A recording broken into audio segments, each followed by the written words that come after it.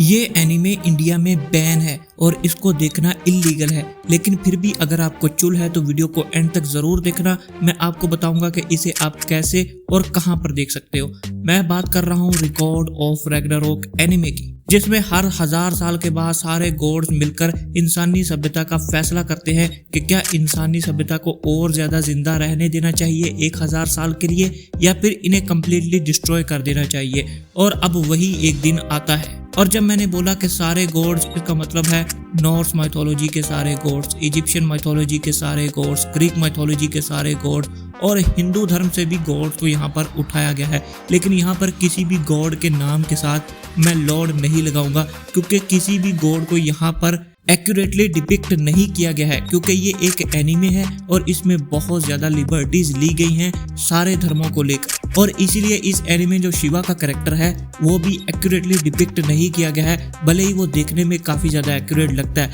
लेकिन उसकी back story और उसका बैकग्राउंड बिल्कुल भी हिंदू धर्म से मैच नहीं करता, इसलिए मैं उनके नाम के साथ लॉर्ड नहीं लगाऊंगा। अब होता कुछ ऐसा है कि 1000 साल के बाद इन सारे गॉड्स की एक सभा बुलाई जाती है, जहां पर ये फैसला करेंगे कि इंसानी सभ्यता का अब क्या करना है। और सारे गॉड्स मिलकर फैसला करते हैं कि इस सभ्यता को अब खत्म कर देना चाहिए, क्योंकि इनके पाप का घड़ा भर चुका है और ये देवताओं को भूल ही गए हैं। सारे गॉड्स इस बात पर एग्री कर जाते हैं जो भी उस सभा में थे। हालांकि कुछ गॉड्स इस सभा में नहीं थे, जैसे कि बुद्धा। लेकिन इन सारे गॉड्स को चैलेंज कर देती है एक वेल्करी। वेल्करी वही जिसे आपने थॉर में भी देखा होगा, मतलब वो वीरांगनाएं जिन्हें गॉड्स ने पैदा किया होता है अपनी हिफाजत के लिए या अपने शहर की हिफाजत के लिए, और उनके पास भी सेमी गॉड लेवल की पावर्स होती है। अब ये वेल्करी सारे गॉड्स को चैलेंज कर देती है कि आप इंसानों की सभ्यता को खत्म नहीं करेंगे, आपको उन्हें एक चांस देना चाहिए। लेकिन कोई भी गॉड उसकी बात मानने को तैयार नहीं था, और तब वो उनको कहती है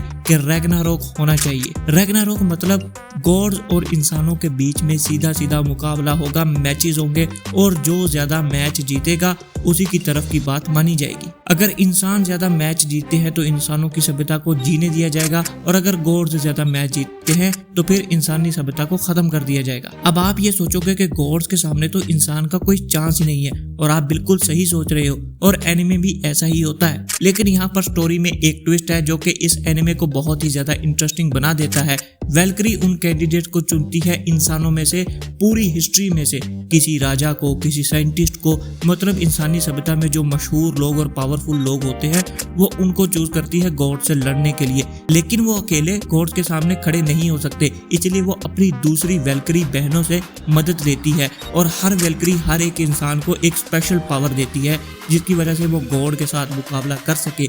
और इसमें 1-on-1 मैचेस होते हैं गॉड्स और ह्यूमंस के बीच, और एक एक मैच बहुत ही ज्यादा इंटरेस्टिंग है, जहां पर आपको इस एनिमे में थॉर भी देखने को मिलेगा। लेकिन ये थॉर बहुत ही ज्यादा अलग है, हालांकि इसके पास भी म्योनियर है।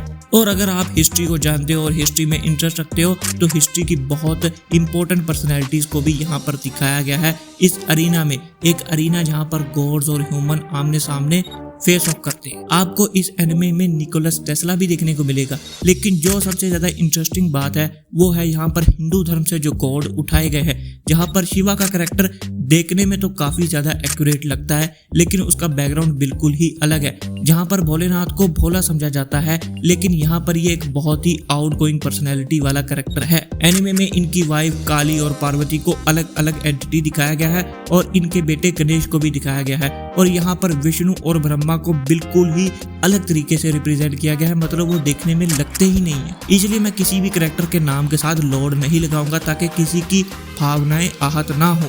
और यही वजह है कि इस एनिमे को इंडिया में बैन कर दिया गया है, क्योंकि हिंदू धर्म के बहुत से कैरेक्टर्स को यहाँ पर एक्यूरेटली नहीं दिखाया गया। अब आप सोच रहे होंगे कि शिवा के कैरेक्टर की भी क्या फाइट होती है, तो जी हाँ, बिल्कुल। यहाँ पर उसकी फाइट एक चाइनीज कैरेक्टर के साथ होती है, जो कि हिस्ट्री में एक बहुत ही प्रोमिनेंट कैरेक्टर था, और वो बहुत ही तगड़ी टक्कर देता है शिवा के कैरेक्टर को। यहाँ तक कि शिवा के 2 हाथ पैर भी कट जाते हैं। लेकिन एंड में जीत किसकी होती है ये आपको एनिमे देखकर ही पता चलेगा, मैं आपको स्पॉइल नहीं करूंगा।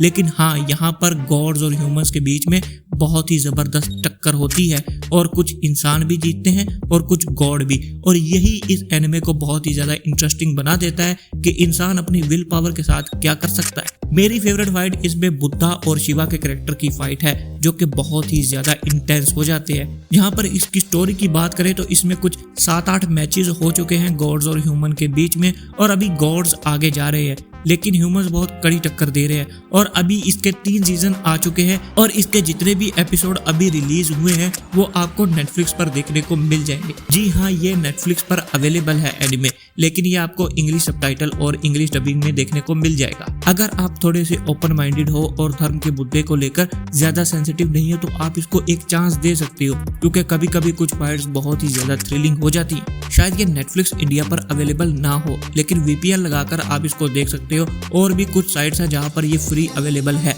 अगर आप ये एनिमे देखो और आपको अच्छा लगे या आपको अच्छा ना भी लगे तो भी अपनी राय नीचे कमेंट्स में आकर वापस जरूर देना और वीडियो को लाइक करके चैनल को सब्सक्राइब कर देना, क्योंकि ऐसे वीडियोस आते रहेंगे।